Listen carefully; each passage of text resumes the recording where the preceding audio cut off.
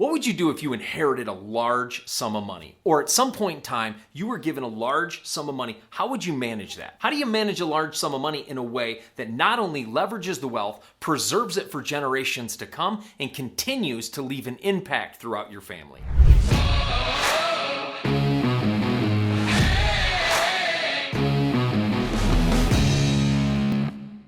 In this video, I'm going to walk you through 5 things you can do if you come into a large sum of money to make sure you manage that well and it really maximizes the gift that's been given to you. Before we go into our tips, you have to understand source determines strategy. How you got this money will determine how you spend this money. For example, if you sold a large piece of real estate that was gifted into your name, you would do a 1031 exchange if you were smart and make sure you did a 1031 exchange into another property so you didn't have to pay all the tax on that money. Because with the property transferred to you is also paying tax on all that money. So if you're selling a big piece of property or selling a business, it changes your strategy on what you do with that large sum of money. Now, if you inherit a large sum of money and somebody passes away and leaves you a large sum of money to manage, then it changes your strategy a little bit, and a little bit different people come to the table to give ideas and to help manage that money. The first thing you want to do is make sure you take it slow. Take a deep breath after you get this money and make sure you make decisions slowly. You not only want to think slowly and make decisions slowly, you want to make sure you consult trusted people.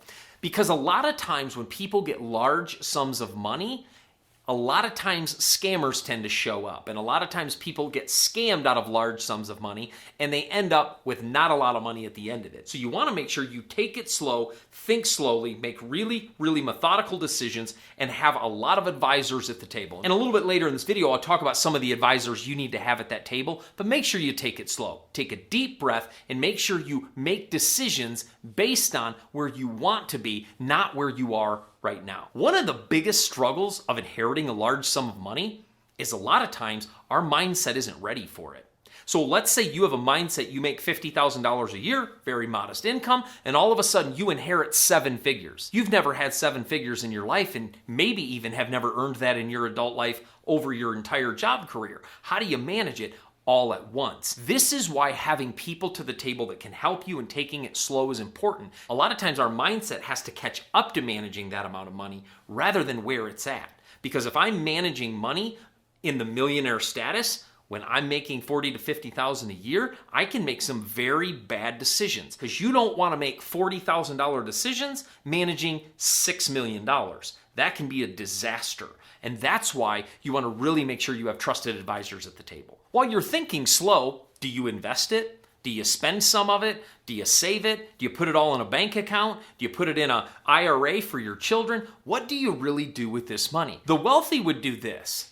They would invest most of it, live on some of it, and give away a lot of it. The reason it's worded that way is they invest a large chunk of it, they contribute some, and they have a little bit of fun. And that's exactly what you should be doing with a large sum of money. You should place most of it in something that can multiply itself, usually in the 80 to 90% range. Then you want to take some and give it away, and then you want to take some and have a little bit of fun. Go on that vacation you've always wanted to. Put a little money away for your kids' college fund. The idea is that when you get a large sum of money, you want to invest, you want to give, and you want to play. But thinking slowly gives you some time to methodically think through what the right numbers are for you.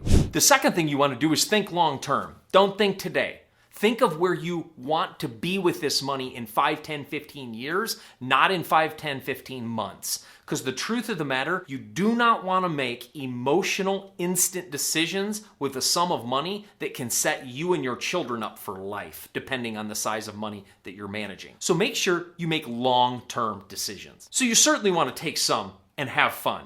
Because if you can't do that, what in the world is the point in having it in the first place if you can't take some and have a little bit of joy? Because part of being wealthy is spending money on things that matter. Use some of the money to buy an RV you can travel with and have fun with your family and create memories with. For me and my wife, we've always said it's more important for us to do stuff than have stuff. So for us, experience is more important than material. So we'd rather go and visit people and go around the world and go see things and experience things than have another boat, car, or addition on the house. That's just us. But you have to do what's valuable to you. But have some fun. and a lot of it. Part of thinking long term is you have to remember you're not making decisions for just you. You're making decisions for your children and who will likely be the beneficiary of this money when you pass on. The idea is not to spend it all. The idea is to maximize it all. Of course, have some fun. Of course, give some money away. But to invest that money so it builds and grows so generations to come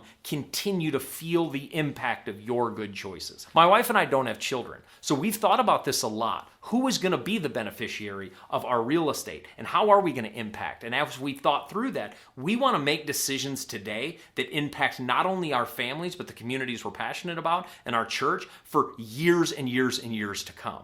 You're making decisions not just for you, but for your children and grandchildren and maybe even their children. The third thing you can do in managing a large sum of money kind of goes without saying, but you want to eliminate all high interest debt. If you have some high interest debt, credit cards, or high interest business loan or hard money loans that are really high interest, get those knocked out so you're no longer paying high interest on money that you have, since now you've been gifted with this money. So of course, knock out all that high interest stuff, remove that noose from your neck, and now you can start to live free. And when I say kill high interest debt, I'm not necessarily talking about your house. If you have interest debt 5% below, leave that alone. And here's why. Wherever you invest it, you're going to make more than 5%.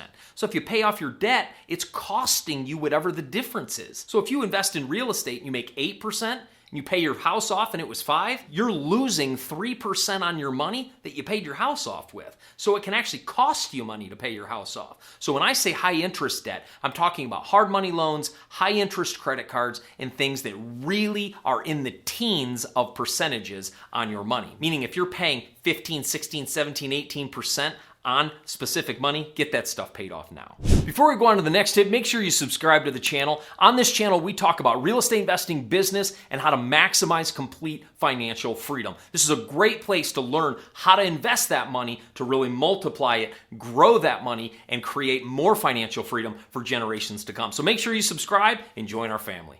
The fourth thing you want to do is meet with multiple financial advisors. And there's a couple things with meeting with financial advisors that you need to be prepped for. Number one, never meet with a financial advisor that's managing less personal money than you have. I'm not talking that they're managing enough money for other people, but they actually have the same amount of money you're asking them to manage. If I'm asking them to manage $5 million, I want to know they're managing $5 million of their own money. It tells me they know how to manage this level of revenue. I don't want a financial advisor that's managing my money that I'm their guinea pig at managing this level of money. So you want to make sure you're working with an FA that really understands managing the level and kind of money you're having them manage. So the first question I ask is, how much personal money are you managing yourself? And they'll usually tell you how much money they're managing for their clients. And I say, I totally get that. How much of your own personal money are you managing? And I know that sounds like a very, very personal question, but I tell them right up front, the truth of the matter is,